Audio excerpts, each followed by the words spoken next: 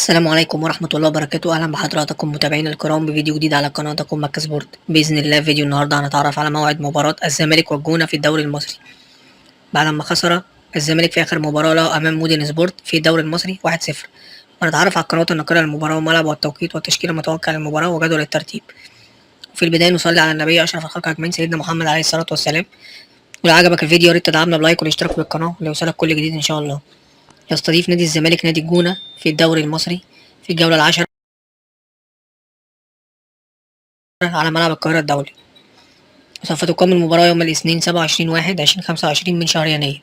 وسوف تنطلق صفارة المباراة الساعة 3 مساء بتوقيت تونس والمغرب والجزائر، والساعة 4 مساء بتوقيت مصر وليبيا والسودان، والساعة 5 مساء بتوقيت السعودية وقطر والعراق وسوريا وفلسطين واليمن والكويت والأردن، والساعة 6 مساء بتوقيت الإمارات وعمان.